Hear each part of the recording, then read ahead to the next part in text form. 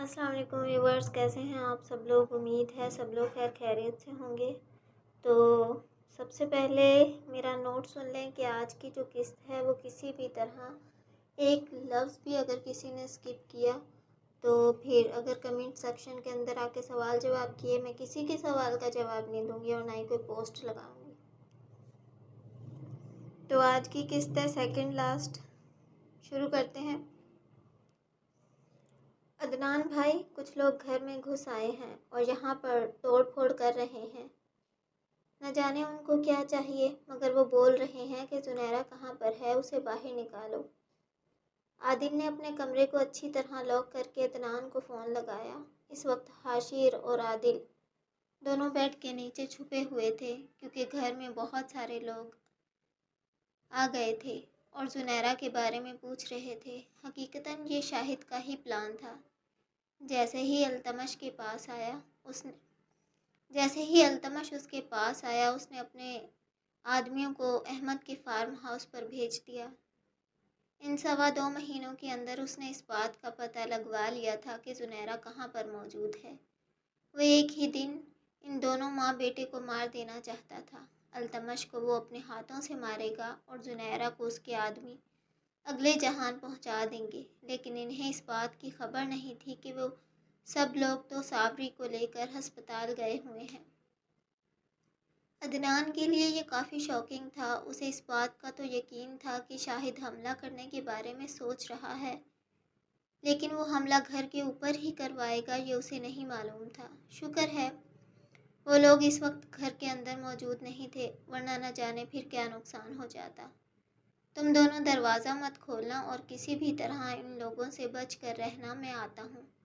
عدنان تیزی میں police force لے کر اپنے ہی فارم ہاؤس کی طرف آنے لگا۔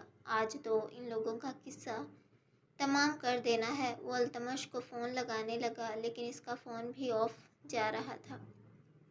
مگر اس وقت گھر کی طرف دھیان دینا ضروری تھا۔ وہ لوگ سارے گھر میں توڑ پھوڑ کر رہے تھے اور ہر کمرے کو کھول کھول کر دیکھ رہے تھے۔ کچھ ہی دیر میں وہ لوگ عادل اور حاشر کے کمرے کے پاس بھی پہنچ گئے۔ کمرہ اندر سے لاک تھا۔ انہیں یقین ہو گیا کہ اندر کوئی نہ کوئی ضرور موجود ہے، اسی لیے وہ دروازے کو توڑنے کی کوشش کرنے لگے۔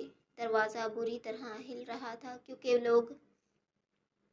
وہ لوگ پے در پے اپنی طاقت لگا رہے تھے، اور پھر کچھ دیر کی محنت کے بعد دروازے کا لاک ٹوٹ گیا۔ دروازہ کھلتے ہی ان دونوں کی جان لبوں پر آ گئی۔ اندر آنے کے بعد وہ ہر طرف چھان بین کرنے لگے۔ بیڈ کے نیچے انہیں وہ دونوں چھپے ہوئے مل گئے، جنہیں باہر نکالنے کے بعد وہ لوگ دیکھ کر ہنسنے لگے۔ ارے یہ تو وہی ہے نا جنہیں مارنے کے لیے ہمارے باس نے بولا تھا، اور ہمیں یہ لوگ مل نہیں رہے تھے۔ آج وہ عورت بھی یہاں مل گئی اور یہ دونوں بھی، سارے ایک ساتھ ہی مر جائیں گے۔ باس ہم سے بہت خوش ہوگا۔ ان میں سے ایک کی پیشن گوئی پر سب لوگ خوش ہو گئے، مگر ان دونوں کے اوسان خطا ہو گئے۔ نہ تو وہ اس وقت لڑ سکتے تھے کیونکہ ان کی تعداد بہت زیادہ تھی، نہ ہی وہ یہاں سے بھاگ سکتے تھے۔ اب کہاں جاؤ گے؟ تم دونوں نے ہماری جتنی ضلالت کروائی ہے یہ بس ہم ہی جانتے ہیں، چلو باہر آؤ۔ وہ انہیں گھسیٹتے ہوئے کمرے سے باہر لے کر آ رہے تھے، مگر تبھی پولیس کی گاڑیوں کے سائرن پر ان سب کے اوسان خطا ہو گئے۔ کیا تم لوگوں نے پولیس کو فون کیا ہے؟ ان میں سے 2 لوگوں نے انہیں جھنجھوڑ کر رکھ دیا،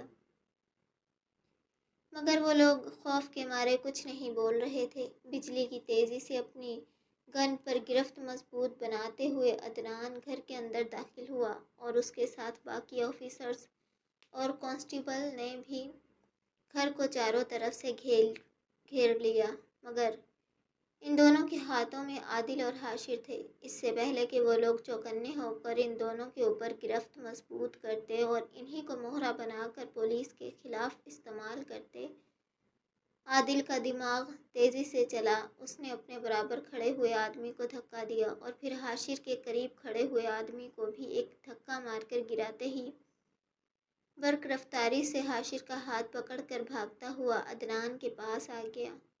اس قدر ذہانت پر عدنان داد دیے بغیر نہ رہ پایا۔ بہت اچھے بیٹا، تم نے بہت اچھا کام کیا ہے۔ اب ان لوگوں کو ہم سے کوئی نہیں بچا سکتا۔ ان دونوں کو ایک طرف ہو جانے کا بول کر وہ اب ان سب کو گرفتار کرنے کے لیے تیار تھا، مگر سامنے موجود آدمیوں نے فائرنگ شروع کر دی، جس میں جوابی فائرنگ بھی ہوئی۔ کچھ آفیسرز کو نقصان پہنچا اور کچھ شاہد کے آدمی بھی مارے گئے، اور جو بچے تھے ان کی گولیاں ختم ہو گئیں تو مجبوراً انہیں سرنڈر کرنا پڑا۔ جس نے بھاگنے کی کوشش کی اسے بھی پکڑ لیا گیا۔ جب پورا ماحول پرسکون ہو گیا تب عدنان ان دونوں کے پاس آیا۔ ڈر تو نہیں لگ رہا نا تم دونوں کو؟ دونوں کو اپنے ساتھ لگا کر حوصلہ دیتے ہوئے وہ پیار سے بولا، نہیں، ہمیں ان سب کی عادت ہے، اور ویسے بھی ہم تو بہت بہادر ہیں۔ حاشر کی حالانکہ حالت خراب ہو رہی تھی مگر وہ خود کو مضبوط ظاہر کروانے لگا۔ اس کی بات پر عادل کو ہنسی آئی کیونکہ وہ اچھی طرح جانتا تھا حاشر کس قدر خوفزدہ ہے۔ یہ ہوئی نا بات، تم دونوں بہت بہادر ہو اور آئندہ بھی اسی بہادری سے سامنا کرنا، کسی سے ڈرنے کی ضرورت نہیں ہے۔ اب ایک کام کرو، جا کر کمرے میں بیٹھو، ہو سکے تو یہ تھوڑا بہت پھیلاوا سمیٹ دو جو بکھر گیا ہے۔ میں ابھی کچھ لوگوں کو بلا کر یہ ساری حالت درست کرواتا ہوں۔ اس کے علاوہ جو نقصان ہوا ہے وہ تو کچھ دیر کے اندر ہی ٹھیک ہوگا۔ گولیاں چلنے کے باعث پلرز اور دیواروں میں چھید اور دراڑیں بن گئی تھیں، ان کو ٹھیک کروانے میں کچھ وقت لگے گا۔ اس صورتحال کے بارے میں احمد اور التمش کو بھی آگاہ کرنا ہوگا۔ وہ دوبارہ التمش کو فون لگانے لگا لیکن اس بار بھی اس کا فون نہیں لگا۔ جانے یہ التمش کہاں چلا گیا ہے اور میرا فون بھی نہیں اٹھا رہا۔ عدنان کو شدید جھنجھلاہٹ ہوئی تو وہ بول اٹھا۔ عادل جاتے جاتے اس کی یہ بات سن چکا تھا۔ عدنان بھائی، التمش بھائی حویلی گئے ہیں۔ اس کی بات پر یکدم ہی عدنان نے اس کی طرف دیکھا۔ تمہیں کس نے بتایا؟ وہ فون پر بات کرتے ہوئے جا رہے تھے تو میں نے سن لیا۔ حویلی میں تو شاہد ہوگا، اس نے پوری حویلی واپس بنوا لی ہے۔ اس کا مطلب التمش کی جان کو خطرہ ہے۔ تم دونوں یہیں پر رہنا اور گھر سے باہر مت جانا۔ میں التمش کو دیکھتا ہوں۔ وہ شدید گھبراہٹ میں گھر سے باہر نکلا مگر شاہد کا نام سنتے ہی عادل کے اعصاب تن گئے۔ اس نے اپنی آنکھوں کے سامنے شوکت کو گولیاں لگتے ہوئے دیکھی تھیں اور اس کی ماں کی موت بھی اس آگ میں جلنے کے باعث ہوئی تھی۔ تو شاہد کے لیے دل میں نفرت دوبارہ سر اٹھانے لگی۔ حاشر، تم جا کر کمرے میں سو جاؤ، مجھے لگتا ہے تمہیں آرام کی ضرورت ہے، تم بہت زیادہ ڈر گئے ہو۔ تم کہاں جا رہے ہو؟ میں بس یہاں ٹہل کر آتا ہوں، باہر تھوڑا اچھا محسوس کروں گا۔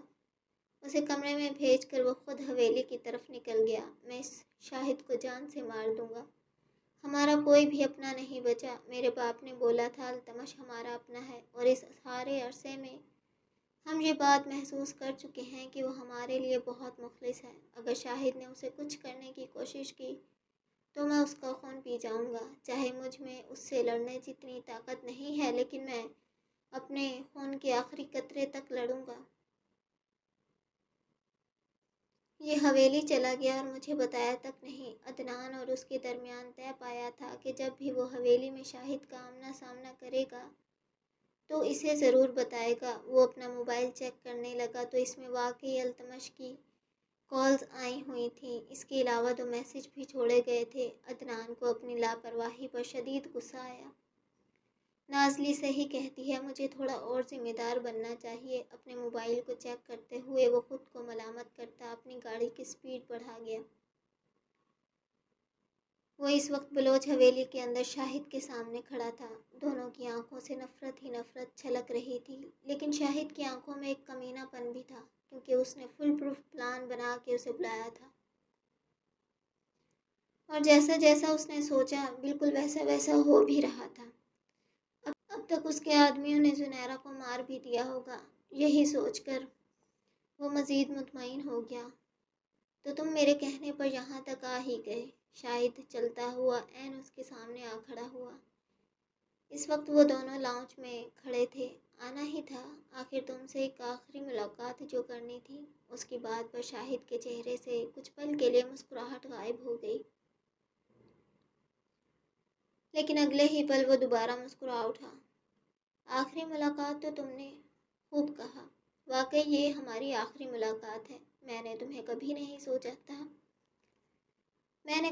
سوچا تھا کہ میں تم سے بات کرنے میں انٹرسٹ رکھوں گا، لیکن تم چیز ہی ایسی ہو۔ اس کی بات پر التمش طنزیہ ہنسا۔ پہلے پہل مجھے لوگ کم ہی لیتے ہیں، مگر بعد میں انہیں میری اہمیت کا احساس ہو جاتا ہے۔ تو بتاؤ تم نے مجھے یہاں کیوں بلایا؟ دوستی کرنے کے لیے؟ دیکھو آج میں نے اس حویلی کو دوبارہ بنوا لیا، اسے توڑوانے والے بھی تم ہی تھے۔ التمش کے چہرے پر مسکراہٹ کی کوئی رمق بھی نہیں تھی، بلکہ اس کے تاثرات اس قدر تنے ہوئے تھے کہ وہ اپنے غصے کو کس طرح ضبط کیے کھڑا تھا یہ بس وہی جانتا تھا۔ اس کا مطلب تمہارا دوستی کا موڈ نہیں، حقیقتاً مجھے بھی تم سے دوستی کرنے کا کوئی شوق نہیں۔ ویسے جو کچھ بھی ہوا مجھے نہیں لگتا اس کے بارے میں مجھے ذکر کرنا چاہیے، لیکن اگر تم مجھ سے کچھ پوچھنا چاہتے ہو تو میں تمہیں بتا سکتا ہوں، تمہاری آخری خواہش سمجھ کر۔ وہ جیسے اس پر طنز کر رہا تھا۔ التمش خوب سمجھ رہا تھا کہ وہ کیا کہنے کی کوشش کر رہا ہے۔ اگر اس نے التمش کو فون کر کے خود بلایا ہے تو یقیناً کچھ بہت برا ہی سوچا ہوگا۔ اس نے بھی عدنان کو یہاں آنے کا بول دیا تھا۔ آج یا تو شاہد نہیں یا پھر وہ خود۔ اچھا تمہیں بہت فکر ہو رہی ہے میری آخری خواہش پوری کرنے کی؟ کیا پتہ یہ وقت تمہاری آخری خواہش پوری کروانے کا ہو؟ ایسا تو نہیں ہو سکتا، کیونکہ میں اس کھیل کا کھلاڑی ہوں اور مجھ سے کوئی نہیں جیت سکتا۔ تم تو بچے ہو۔ وہ اس وقت غرور کے سب سے اونچے مینار پر تھا۔ ٹھیک ہے مان لیا، تم کھلاڑی ہو۔ میرے باپ کو تم نے مارا؟ آخرکار اس نے وہ سوال کیا جس کا جواب سننے کے لیے وہ بے تاب تھا۔ التمش کے سوال پر کچھ پل کے لیے وہ خاموش ہو گیا۔ چند پل گہری نظروں سے التمش کو دیکھتا رہا۔ جانتے ہو اس راز سے تو میرا باپ بھی واقف نہیں تھا۔ یہ بعد میں طے کریں گے اس راز سے کون واقف تھا اور کون نہیں۔ پہلے تم بتاؤ کیا تم نے میرے باپ کو مارا؟ بچے ہو تم، جانے دو اس راز کو، اوپر جا کر اپنے باپ سے ہی پوچھ لینا۔ ابھی تم نے کہا تم میری آخری خواہش پوری کرنا چاہتے ہو تو کرو۔ التمش کی بات پر وہ کن پٹی کھجانے لگا اور پھر یکدم کہا لگاتے ہوئے ہنس پڑا۔ ہاں بالکل میں نے مارا، لیکن نہیں، میں نے نہیں مارا، بلکہ میں نے اپنے شاطر دماغ کے ذریعے مروایا، اسے اپنے ہی بھائیوں کے ہاتھوں مروا دیا۔ وہ بول رہا تھا اور التمش کی آنکھوں میں سرخ رنگ اترنے لگا۔ ضبط سے مٹھیاں اس قدر بھینچ لیں کہ رگیں تک ابھر کر باہر آ گئیں۔ یہ تمہاری پیدائش سے پہلے کی بات ہے، جب تمہارے باپ نے شادی کے لیے پورے خاندان سے دشمنی مول لے لی تھی۔ اپنے باپ کے سامنے کھڑا ہو گیا۔ مجھے لگا یہی صحیح وقت ہے، لوہا گرم ہے تو کیوں نہ ہتھوڑا مار دیا جائے۔ میں نے تمہارے چچا اس بے وقوف خادم بلوچ کے دماغ کو بھرنا شروع کر دیا اور اس کے سامنے کچھ ایسے پیپرز لا کر رکھے جن میں ساری جائیداد، ساری مطلب 200 ارب کی یہ جائیداد تمہارے باپ کے نام ہو جاتی۔ میں نے اسے کہا کہ تمہارا بھائی تم سب کو سڑک پر لانے کا پلان کر چکا ہے، وہ اپنی اس بیوی کے ساتھ تم سب کو گھر سے باہر نکال دے گا۔ یہ دیکھو اس نے یہ پیپرز ریڈی کروا رکھے ہیں۔ میری باتوں نے اس کے دماغ کے سارے خانے بند کر دیے۔ وہ یہ بات جا کر اپنے باپ کو بتا دینا چاہتا تھا، لیکن میں نے اسے ایسا کرنے سے منع کر دیا۔ پھر ایک رات ہم تینوں ڈیرے پر موجود تھے، خادم سے رہا نہ گیا اور اس نے یہ بات اپنے بھائی یعنی تمہارے باپ کے سامنے اگل دی۔ وہ تو اس بات سے ہی انجان تھا کیونکہ اس کا کوئی قصور ہی نہیں تھا، وہ تو بس شادی کرنے کے بعد خوش لگ رہا تھا۔ وہ اس بات سے منع کرنے لگا کہ وہ ان کو دھوکہ نہیں دے رہا، لیکن تمہارے چاچا اور میں نے تو اسے باتوں میں جکڑ رکھا تھا۔ وہ اپنی بات کو ثابت نہیں کر پایا اور دونوں کے درمیان جھگڑا ہوا، بات ہاتھا پائی تک پہنچ گئی، گالم گلوچ بھی ہوا۔ وہ کسی بھی طرح خود کو جسٹیفائی نہیں کر پا رہا تھا کیونکہ ان دونوں کے درمیان جھگڑا کروانے والا میں وہاں براہ راست موجود تھا۔ جہاں خادم کو ذرا سا یقین ہوتا وہیں میں تاش کا ایک نیا پتا پھینک دیتا۔ اس کے علاوہ وہاں ہمارے 2 پارٹنرز بھی موجود تھے۔ ان کے دماغ میں بھی میں نے بہت کچھ ایسا انڈیل دیا تھا جس کے بعد کوئی بھی تمہارے باپ کی باتوں پر یقین نہیں کر رہا تھا۔ پھر کیا تھا؟ گرم خون ہوتا ہے بلوچوں کا۔ خادم نے گن نکالی اور فائر کر دیا۔ تمہارے باپ کو اس کے بھائی نے مارا، میری لگائی گئی چنگاری کے پاس۔ اس دن مجھے پتا چلا کہ یہ سارے کتنے بڑے بے وقوف ہیں، انہیں بس فضول سا ہنٹ دینے کی دیر ہوتی ہے۔ خود ہی کہانی بنا کر نتیجہ اخذ کر لیتے ہیں۔ جب تمہارے باپ کو مار دیا تب انہیں سمجھ نہیں آ رہا تھا کہ آخر کیا کرے، کیونکہ ان کے پلان میں کہیں بھی اسے مارنا نہیں تھا، بلکہ میں بھی صرف جھگڑا ہی کروانا چاہتا تھا، مگر وہاں تو سونے پر سہاگا ہو گیا۔ اگر یہ بات غفور بلوچ کو پتہ چلتی کہ ایک بیٹے نے دوسرے کو مار دیا ہے تو خادم کا سر تن سے جدا ہوتا۔ اسی لیے اپنا گناہ چھپانے کے لیے تمہارے باپ کو کانٹے پر لٹکا دیا اور کہا کہ دشمن نے اسے 6 گولیاں مار کر لٹکا دیا ہے۔ سارے گاؤں کو اس بات کا یقین ہو گیا کہ یہ دشمنی کے باعث ہوا ہے۔ پورے گاؤں کے اندر خوف و ہراس پھیل گیا، لیکن میرا باپ، اسے اس بات کا یقین ہی نہیں تھا کہ کوئی ڈیرے کے اندر آ کر اس کے بیٹے کو 6 گولیاں مار سکتا ہے۔ اس نے اس معاملے کا پتہ لگوایا۔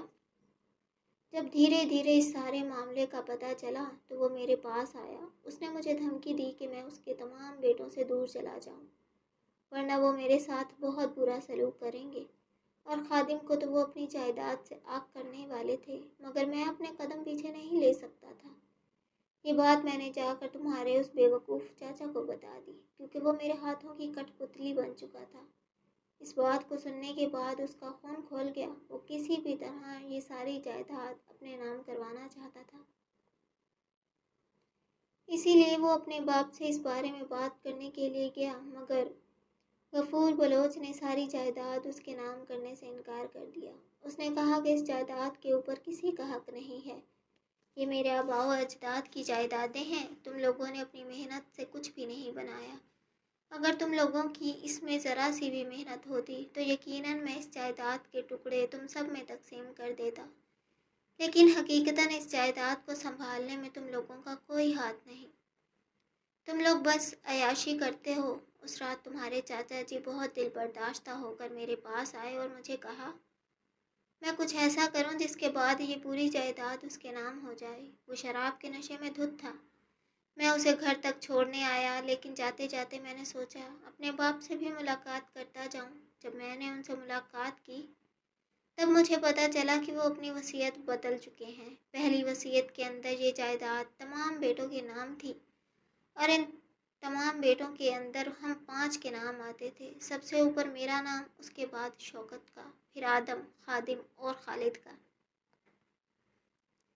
لیکن میں صرف یہ دولت اپنے لیے رکھنا چاہتا تھا۔ وہ نئی وصیت کیا تھی؟ میں نے غفور بلوچ سے پوچھا، مگر وہ مجھے بتانے کے لیے تیار نہیں تھا، بلکہ اس نے کہا اب اس جائیداد سے مجھے ایک پھوٹی کوڑی نہیں ملے گی۔ مجھے شدید غصہ آیا اور میں نے ان کے منہ پر تکیہ رکھ کر انہیں اس بیکار زندگی سے رہائی دے دی۔ ان کا جینا کسی کے کام نہیں آ رہا تھا، تو وہ اس دھرتی کا بوجھ کیوں بڑھاتے؟ اسی لیے انہیں رخصت کر دینا ہی بہتر تھا۔ اوہ، تو تم نے پہلے میرے باپ کو مروایا اور پھر دادا جی کو مارنے والے بھی تم ہی تھے۔ تم حقیقی شیطان اور اس دھرتی کا بوجھ ہو۔ التمش کی بات پر وہ ہنسا۔ ہاں بالکل میں ہی تھا۔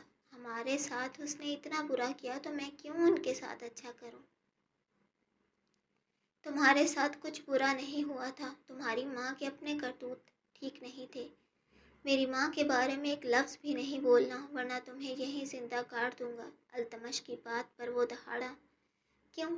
سچ کڑوا لگ رہا ہے؟ التمش کے طنز پر اس نے اپنے آدمیوں کی طرف اشارہ کیا۔ وہ لوگ تیار ہی کھڑے تھے، کیونکہ وہ سب پلاننگ کر کے آئے تھے۔ ان میں سے ایک نے لوہے کی راڑ التمش کے سر کے پیچھے ماری، اس سے پہلے کہ التمش سنبھل کر کوئی وار کرتا۔ اتنے شدید حملے پر اس کا دماغ چکرا کر رہ گیا۔ سب کچھ دھندلا دھندلا نظر آنے لگا اور کچھ ہی دیر میں وہ بے ہوش ہو کر زمین پر گر گیا۔ مجھے غلط کہنے چلا تھا، تم لوگ صرف میرے ہاتھ کی کٹ پتلیاں ہو۔ التمش کو اپنے پیروں میں بے ہوش دیکھ کر وہ اسے ٹھوکر مارتا ہوا جیسے ہی جانے لگا تو اسے لگا شاید اس نے اپنے پیچھے کوئی پرچھائی دیکھی ہے۔ پیچھے مڑ کر دیکھا تو کوئی پرچھائی نہیں بلکہ حقیقت تھی۔ اس کے سامنے کھڑا غفور بلوچ مسکرا رہا تھا۔ خوف سے شاہد کی ٹانگیں کپ کپانے لگیں۔ یہ وہ کیا دیکھ رہا تھا؟ یہ تو اتنے سالوں پہلے مر چکے تھے۔ غفور بلوچ کے چہرے پر ایک نرم سی مسکراہٹ تھی۔ پل بھر میں ہی اس نے اپنے خوف پر قابو پا لیا۔ اوہ، تو تم بھی تم ابھی تک یہاں بھٹکتے پھر رہے ہو؟ ہاں، میں یہیں موجود ہوں۔ کیا دیکھنے آئے ہو؟ میری کامیابی؟ وہ اس وقت بلا خوف اس سے بات کر رہا تھا۔ دیکھ رہا ہوں تمہارے ظلم کی داستان بہت بڑھ چکی ہے۔ مسکراہٹ اب بھی ان کے چہرے سے جدا نہیں ہوئی تھی۔ ہمارے ساتھ ساری زندگی غلط کرنے کے بعد اب جب کہ مجھے سب کچھ واپس مل رہا ہے، میرا حق مجھے واپس مل رہا ہے، تو تم یہاں مجھ پر طنز کرنے آ گئے۔ اتنے سالوں پہلے جب میں نے تمہیں مار دیا تھا تو اب بھی مار دوں گا۔ شاہد نے گن نکال کر کئی فائر کیے، مگر وہ تو ایک روشنی تھی جن میں سے گولیاں گزر کر دیوار کو ہی چھلنی کر گئیں۔ غفور بلوچ کی مسکراہٹ میں کوئی فرق نہیں آیا۔ مرے ہوئے کو بار بار نہیں مارا جاتا۔ طیش میں آ کر شاہد نے گن زمین پر پھینک دی۔ کھڑے رہیں اور دیکھتے رہیں تماشا۔ اچھا ہوا آپ یہاں پر آ گئے۔ آپ کو بھی تو پتہ چلے میں نے اپنا حق اپنے بلبوتے پر حاصل کیا ہے۔ تم نے معصوم لوگوں کی لاش پر قدم رکھ کے یہ حاصل کیا ہے، اور کس نے کہا تمہیں یہ حاصل ہو گیا؟ غفور بلوچ کی بات پر وہ تل ملا اٹھا۔ کیا مطلب؟ تم اپنی آنکھوں سے دیکھو، اور اگر ہمت ہے تو اپنی اس بیکار روح کے ساتھ اس گھر کے اندر موجود رہنا اور دیکھنا میں یہاں پر کیسے راج کرتا ہوں۔ وہ غصے کے مارے چیخنے لگا۔ آس پاس موجود نوکر اسے حیرت سے دیکھ رہے تھے۔ وہ اکیلے ہی نہ جانے کس سے باتیں کر رہا تھا۔ میں تمہاری موت دیکھ رہا ہوں۔ غفور بلوچ اس کے ماتھے کی طرف دیکھنے لگا۔ غلط، تم میری نہیں اس کی موت دیکھ رہے ہو۔ باہر دیکھ رہے ہو کتنی بڑی قبر کھود دی گئی ہے۔ اس کے اندر تمہارا یہ لاڈلا پوتا ہی جائے گا۔ شاہد کا دماغ بالکل معاف ہو گیا تھا۔ یہ تو وقت ہی بتائے گا۔ وہ مسکراتا ہوا بغور اس کی جانب دیکھنے لگا، اور تبھی ایک فائر کی آواز پر ان کی روح ہوا میں تحلیل ہو گئی۔ عدنان پولیس فورس کے ساتھ وہاں پہنچ چکا تھا، مگر التمش کو زمین پر گرا دیکھ کر اس کے ہاتھ کچھ پل کے لیے کپکپائے۔ کیا وہ مر چکا ہے؟ کیا اس نے آنے میں دیر کر دی؟ عدنان کا دل یک بار کی دھڑکا۔ نہیں، ایسا نہیں ہو سکتا۔ اس کی بیوی اس وقت زندگی اور موت کی جنگ لڑ رہی ہے۔ وہ نہیں مر سکتا۔ شاہد کے آدمیوں نے ایک بار پھر پولیس پر حملہ کر دیا، مگر اس بار حملہ کافی شدید تھا۔ کچھ پولیس آفیسرز بھی مارے گئے اور کچھ شاہد کے آدمی بھی۔ وہ اس وقت لاؤنج کے عین بیچ کھڑا تھا، اور یہ مقابلہ دیکھ کر وہ کہے لگا کر ہنسنے لگا، جیسے پولیس اس کی جیت کے جشن کو منانے کے لیے یہاں پٹاخے پھوڑنے آئی ہو۔ کیونکہ شاہد کے آدمی ان پر بھاری پڑ رہے تھے، مگر اچانک ہی وہ جھومر ہلنے لگا۔ کسی کا دھیان اس ہلتے ہوئے جھومر کی طرف نہیں گیا۔ شاہد اپنی جیت کے نشے میں چور تھا۔ دوسری طرف عدنان اور باقی پولیس والے ان لوگوں کا مقابلہ کر رہے تھے۔ تبھی وہ بھاری بھرکم جھومر پوری رفتار کے ساتھ زمین کی طرف آتا ہوا شاہد کے سر پر گرا، اور اس کے وجود میں لاکھوں ہزاروں کے حساب سے کانچ پیوست ہو گئے۔ جھومر کے گرتے ہی ایک دلخراش چیخ ہر طرف پھیلی۔ شاہد کے آدمی اور پولیس آفیسرز سب کے ہاتھ اپنی جگہ تھم گئے۔ سیکنڈوں میں ہی جھومر کے نیچے سے بے تحاشا خون نکل کر فرش پر بہنے لگا۔ کانچ کے جھومر میں سے کچھ کانچ ٹوٹ کر ایک طرف گرے، چند التمش کی پیٹھ میں بھی پیوست ہوئے، لیکن کیونکہ وہ کچھ دور تھا اس وجہ سے التمش کو زیادہ نقصان نہیں ہوا۔ ایسے کسی واقعے کی تو توقع ہی نہیں کی تھی۔ وہ لوگ بھی گھبرا گئے، مگر ان کی گھبراہٹ کا فائدہ اٹھا کر پولیس آفیسرز نے ان سب پر اپنی گرفت مضبوط کر لی۔ اس کی ایسی موت پر عدنان نفی میں سر ہلاتا ہوا التمش کو اٹھا کر اس کے چہرے پر پانی مارنے لگا۔ نیم غنودگی میں اس نے آنکھیں کھولیں۔ وہ ہلکا ہلکا ہوش میں آنے لگا، مگر ہوش میں آتے ہی ایسا لگا کہ وہ ایک تیز روشنی میں سفر کرتا ہوا آگے کی طرف جا رہا ہے، جہاں پر کوئی بھی موجود نہیں تھا۔ تبھی اسے ایک بارش بزرگ ملے، جن کے چہرے پر ایک عجیب ہی جاہو جلال تھا، مگر ان کے چہرے سے نور کی روشنی پھوٹ رہی تھی، اور التمش کو دیکھ کر ان کے چہرے پر بے پناہ شفقت اور پیار بھرے تاثرات امڈ آئے۔ آپ کون ہیں؟ التمش کو اس کی شکل جانی پہچانی لگ رہی تھی۔ ایسے لگ رہا تھا کہ اس کا چہرہ التمش سے مشابہت رکھتا ہے۔ میں تمہارا دادا ہوں۔ دادا جی؟ التمش نے صرف انہیں تصویروں میں ہی دیکھا تھا، اور جب پہچاننے کی کوشش کی تو واقعی وہ اس کے دادا جی نکلے۔ آپ تو مر گئے تھے۔ التمش کو اپنی آنکھوں پر یقین نہیں آیا۔ ٹھیک کہا، لیکن اس وقت میں بس تمہارا ایک خیال ہوں۔ التمش کو سمجھ نہیں آ رہا تھا آج اس کے ساتھ یہ واقعہ کیوں پیش آیا۔ آپ آج مجھ سے ملنے، مگر کیوں؟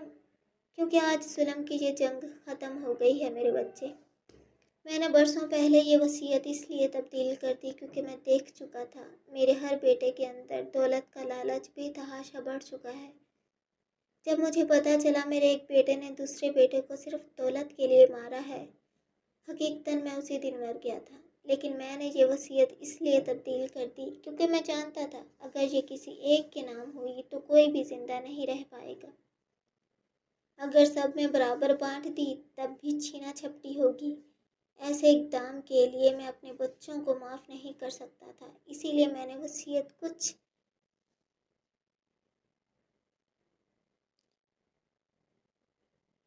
اس انداز میں موڑ دی کہ یہ لوگ دولت کی حسرت کے ساتھ ہی چل بسیں، مگر ان کے ہاتھ کچھ نہ آئے اور یہ جائیداد تیسری پیڑھی کی حقدار رہے۔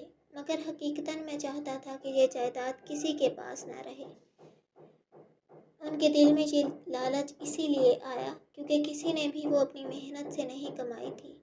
یہ سب ہمارے آباء و اجداد کی دولت تھی، مگر انہیں یہ لوگ اپنی ملکیت سمجھ بیٹھے۔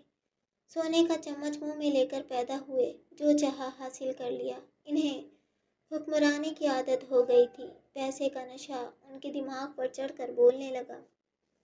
انہیں صحیح اور غلط کا فرق سمجھ آنا بند ہو گیا۔ میں جانتا ہوں میری وصیت کے مطابق اب اس جائیداد کے تم وارث کہلاؤ گے، مگر جس طرح تمہاری پرورش ہوئی ہے میں امید کرتا ہوں تم عدل کرو گے، انصاف رکھنا اور انصاف کے ساتھ چلنا، ورنہ یہ دولت ایک ایسی آگ ہے جس میں جل کر جہاں یہ سب راکھ ہو گئے وہاں تم بھی راکھ ہو جاؤ گے۔ جاؤ اور دیکھو اس انسان کا انجام جو خود کو اس کھیل کا کھلاڑی کہتا تھا۔ غفور بلوچ بول رہا تھا اور التمش حیرت سے منہ کھولے ان کی باتیں سن رہا تھا۔ اس سے پہلے کہ التمش کچھ کہتا وہ روشنی اپنے آپ ہی غائب ہو گئی۔ التمش ہڑبڑا کر اٹھا تو اپنی آنکھوں کے سامنے عدنان کے چہرے کو دیکھا جو اس کے لیے فکر مند تھا۔ شکر ہے تمہیں ہوش آ گیا، ورنہ مجھے لگا تمہیں کچھ ہو گیا ہوگا۔ شاہد کہاں ہے؟ اس نے اٹھتے ہی پہلا سوال شاہد کے بارے میں کیا، کیونکہ ابھی غفور بلوچ نے اسے کہا تھا کہ اس انسان کا انجام دیکھو۔ شاہد کے سوال پر عدنان نے جھومر کی طرف اشارہ کیا جو فرش پر بکھرا پڑا تھا اور اس میں سے خون نکل رہا تھا، یعنی کہ شاہد بلوچ کی بوٹی بوٹی ہو چکی تھی۔ اس کے ایسے حشر پر کچھ پل کے لیے التمش کی آنکھیں حیرت سے پھیل گئیں، سانس سینے میں ہی کہیں اٹک گیا۔ واقعی اپنی منزل کے اتنی قریب آ کر اس نے کیا پایا؟ ساری زندگی ظلم کیا، بے فضول دماغ چلایا، کاش کہ وہ سکون کی زندگی جیتا اور دوسروں کو بھی جینے دیتا۔ کاش کہ وہ پیسے کے لالچ میں اتنا اندھا نہ ہو جاتا تو شاید یہ انجام نہ ہوتا۔ چلو یہاں سے چلتے ہیں، ہمیں ہسپتال جانا ہے، ماں کئی بار فون کر کے تمہارے بارے میں پوچھ چکی ہے۔ عدنان نے اس کے سر کے پیچھے ہاتھ رکھا ہوا تھا جہاں سے خون رس رہا تھا۔ پہلے تمہاری پٹی کروا دیتے ہیں، اس کے بعد وہاں پر جانا۔ ساوری بھی کئی بار تمہارے بارے میں پوچھ چکی ہے۔ ہاں چلو چلتے ہیں۔ اٹھ کر دھیرے دھیرے عدنان کے ساتھ چلنے لگا۔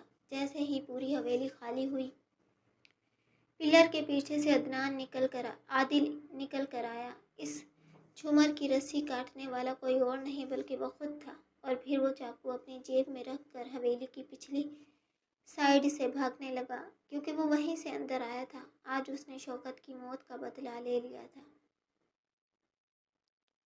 جیسے ہی وہ ہسپتال تک پہنچا، زنیرہ نے اس کے ماتھے پر پٹی دیکھ کر دل کو تھام لیا۔ پہلے ہی اس کا دل کہہ رہا تھا کہ کچھ بہت برا ہونے والا ہے۔ جب سے وہ گھر سے باہر گیا تھا تب سے وہ دعائیں ہی کر رہی تھی کہ اس کے ساتھ کچھ بھی برا نہ ہو۔ دوسری طرف ساوری کی حالت بھی خراب تھی۔ کیا ہوا ہے تمہیں؟ اور یہ چوٹ کیسے لگی؟ زنیرہ دوڑ کر اس کے قریب آئی۔ کچھ نہیں، میں بس پھسل گیا تھا۔ اسی وجہ سے چوٹ لگی ہے۔ آپ بتائیں صابری کیسی ہے؟ ڈاکٹرز کہہ رہے ہیں کہ اس کی کنڈیشن بہت کریٹیکل ہے اور اس کے علاوہ اسے درد ہو رہا ہے۔ تو اس نے رو رو کر اپنا برا حال کیا ہوا ہے، چپ ہی نہیں ہو رہی، بس تمہیں بلا رہی ہے اور کہہ رہی ہے کہ مجھے التمش کے پاس جانا ہے۔ اسے میرے پاس بلا دو، ہم کب سے تمہیں فون کر رہے ہیں لیکن تم ہمارے کسی فون کا جواب بھی نہیں دے رہے۔ ریلیکس ماں، میں اس کے پاس جا رہا ہوں۔ لیکن ڈاکٹرز نے اندر آنے سے منع کیا ہے، وہ کہہ رہے ہیں کہ کوئی بھی اندر نہیں آئے گا۔ مگر میں اندر جاؤں گا کیونکہ اندر میری بیوی ہے اور اسے میری ضرورت ہے۔ وہ دروازہ کھول کر اندر آیا۔ ڈاکٹرز نے اسے منع کرنا چاہا مگر وہ کسی کی نہ سنتا ہوا اندر داخل ہوا۔ آخرکار کچھ وقت تک اس کی ڈاکٹروں سے بحث ہوئی تو ڈاکٹروں نے اسے یونیفارم پہن کر ان کے درمیان شامل ہو جانے کا بولا۔ یہ آئیڈیا اسے بہتر لگا تو وہ یونیفارم پہن کر چہرے پر ماسک لگا کر آپریشن تھیٹر میں داخل ہوا اور اپنے لیے ایک چیئر لا کر صابری کا ہاتھ تھام کر بیٹھ گیا، جس نے واقعی رو رو کر اپنا برا حال کیا ہوا تھا۔ التمش کو دیکھ کر اسے مزید رونا آیا۔ مجھے لگتا ہے التمش میں مر جاؤں گی، مجھے بہت تکلیف ہو رہی ہے۔ کس نے کہا تم مر جاؤ گی؟ کچھ نہیں ہوگا۔ وہ اس کے ایک ہاتھ کو مضبوطی سے اپنے ہاتھ میں لیے دوسرے ہاتھ کو اس کے چہرے پر رکھے ہوئے مسلسل اسے تسلی دے رہا تھا اور ساتھ ساتھ اس کے آنسوں بھی صاف کر رہا تھا۔ مجھے تکلیف ہو رہی ہے، اگر میں مر گئی تمہیں کچھ بھی نہیں ہوگا، کچھ بھی نہیں۔ اچھا سوچو، اچھا ہوگا۔ ہمارے بچے کے بارے میں سوچو۔ تمہیں یاد ہے تم نے مجھے کہا تھا کہ میں تمہیں گھمانے لے کر چلوں، تو دیکھو میں تمہیں گھمانے لے کر چلوں گا۔ جہاں تمہاری خواہش ہوئی تم مری کہو گی، سوات کہو گی، آؤٹ آف کنٹری کہو گی، جہاں بولو گی میں تمہیں گھمانے لے کر جاؤں گا، تمہیں پھول لا کر دوں گا۔ ہم اپنے بچوں کے ساتھ ایک اچھی زندگی گزاریں گے۔ وہ اسے اپنی باتوں سے بہلا رہا تھا کہ تبھی صابری کو بے تحاشا درد ہونا شروع ہوا اور وہ زور زور سے چیخنے لگی۔ یہ وقت ایسا تھا کہ صابری سے برداشت کرنا اور التمش کو اسے سنبھالنا محال ہو رہا تھا۔ کچھ پل وہ اسے ریلیکس کرتا رہا اور پھر کچھ وقت بعد اسے ایک بچے کے رونے کی آواز سنائی دی۔ صابری کو کچھ پل سکون محسوس ہوا۔ وہ گہرے گہرے سانس لیتے ہوئے کچھ پل کے لیے اپنا رونا بھول گئی۔ اپنے بچے کی آواز پر وہ التمش کی طرف دیکھنے لگی تو اس نے اس بات میں سر ہلاتے ہوئے اسے حوصلہ رکھنے کا بولا، لیکن کچھ ہی دیر میں اسے وہی درد دوبارہ شروع ہو گیا۔ صابری نے حیرت سے آنکھیں پھیلا کر التمش کی طرف دیکھا جو اسے دوبارہ بالکل ویسے ہی سنبھال رہا تھا۔ ان کے ہاں دوسرا بچہ پیدا ہوا اور جب تیسرے کی باری آئی تو صابری کی حالت ادموئی ہو چکی تھی اور وہ بے ہوش ہوتے ہوتے بچی۔ 3 بچوں کو جنم دینے کے بعد چوتھے کی باری آئی، تب وہ اپنا ہوش و حواس کھو بیٹھی اور بے ہوش ہو گئی۔ ڈاکٹر کیا ہوا اس کو؟ چوتھے بچے کو جنم دینے کے بعد وہ بالکل بھی حرکت نہیں کر رہی تھی۔ ڈاکٹرز نے اسے تسلی رکھنے کا بولا کہ کچھ نہیں ہوا، درد کی شدت کے مارے بے ہوش ہو گئی ہے کیونکہ ڈیلیوری نارمل ہوئی تھی۔ تمام نرسیں ان بچوں کو لے کر چلی گئیں مگر وہ صابری کے پاس ہی بیٹھا رہا۔ آپ تھوڑا سائیڈ ہو جائیں تاکہ ڈاکٹرز اسے چیک کر کے باقی سارے کام سر انجام دے سکیں اور یہ بھی پتہ کر سکے کوئی خطرے کی بات تو نہیں ہے۔ التمش ایک طرف کھڑا یہ ساری کارروائی دیکھ رہا تھا۔ کچھ دیر بعد ڈاکٹر مسکراتا ہوا اس کے پاس آیا۔ کچھ نہیں ہوا آپ کی بیوی کو، وہ بہت بہادر ہے۔ کم عمر میں بھی انہوں نے بہت بہادری کے ساتھ اپنی اس قدر ہارڈ ڈیلیوری کو بہت اچھی طرح ہینڈل کیا ہے۔ کمزوری اور شدید درد کے باعث بے ہوش ہو گئی ہیں، باقی کوئی خطرے کی بات نہیں ہے۔ ہم نے انجیکشن لگا دیے ہیں، کچھ طاقت کی ڈرپس اور خون بھی چڑھایا جائے گا۔ انشاءاللہ یہ کچھ دیر کے اندر ہوش میں آ جائیں گی۔ ان کے کھانے پینے کا دھیان اور باقی ساری چیزیں ہم آپ کی ماں کو بتا دیں گے۔ اس کے علاوہ آپ کو 4 بیٹوں کی مبارک ہو۔ وہ صابری کی کنڈیشن سن کر اسے سمجھتا ہوا 4 بیٹوں کی بات پر حیرت سے آنکھیں پھیلائے اس کی جانب دیکھنے لگا۔ 4 بیٹے؟ یعنی کہ مجھے ایک ساتھ 4 بیٹے ہوئے ہیں؟ جی بالکل، آپ کو ایک ساتھ 4 بیٹے ہوئے ہیں اور وہ اب باہر موجود ہیں۔ مجھے یقین ہے نرسز نے انہیں نہلا کر آپ کی فیملی کے حوالے کر دیا ہوگا۔ डॉक्टर की बात पर उसे समझ नहीं आया वो कैसा रिएक्ट करे। 4 सेहतमंद बच्चों को जन्म देने के बाद वाकई सावरी की हालत ख़राब होना बजानिब थी। वो धीरे धीरे मुस्कुराता हुआ सावरी के करीब आया, जिसके चेहरे से खून जैसे किसी ने निचोड़ लिया हो। होंठ पूरी तरह सूख चुके थे, रोने के बास आंखों के पुकोटे भी बुरी तरह सूज चुके थे। वो इसके चेहरे को दोनों हाथों में थाम कर अपने तिश्ना लब सावरी के माथे पर रख गया। बहुत शुक्रिया, तुमने मुझे ऐसी दौलत से नवाजा जिसके लिए लोग मन्नतें मांगते हैं, सारी ज़िंदगी दुआएं करते हैं, और मुझे एक साथ 4 बेटे हुए। मैं अगर सारी ज़िंदगी भी तुम्हारे नखरे उठाऊं, तुम्हें पलकों पे बिठा के रखूं, तब भी ये एहसान कभी नहीं उतार पाऊंगा। वो दोबारा उसके माथे पर लब रखता, बारी बारी उसकी आंखों को चूमकर उससे बातें कर रहा था। हालांकि वो जानता था इस वक्त वो सुन नहीं रही, लेकिन फिर भी वो अपने दिल का हाल उसके सामने बयान कर रहा था। कितनी ही बार वो उसके दोनों हाथों को पकड़कर चूम चुका था। उठो और मुझसे बातें करो, देखो मैं तुम्हें खुशखबरी सुनाऊंगा और फिर देखूंगा तुम्हारा क्या रिएक्ट होता है। उसे आज भी याद था जब वो ज़्यादा बच्चों की बात करता था तब सावरी का कैसा रिएक्शन होता था। वो कहती थी कि वो एक ही बच्चे को जन्म देगी और अब 4 बच्चे। ये उसके लिए सरप्राइज़ जैसा था। पक्का वो उसका सर खोल देगी। नाज़ली के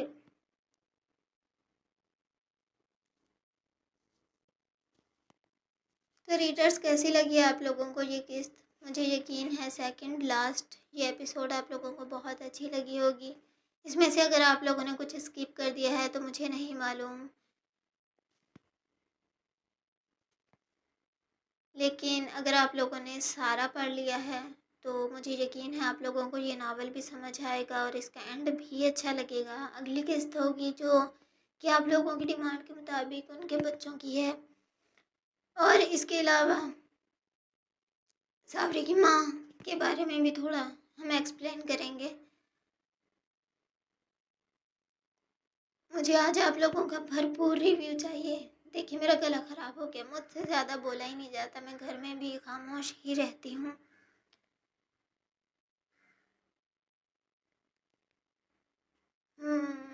क्योंकि नॉवल का एंड आ गया है, मैं ये कहूँगी कि इस वीडियो के ऊपर, इस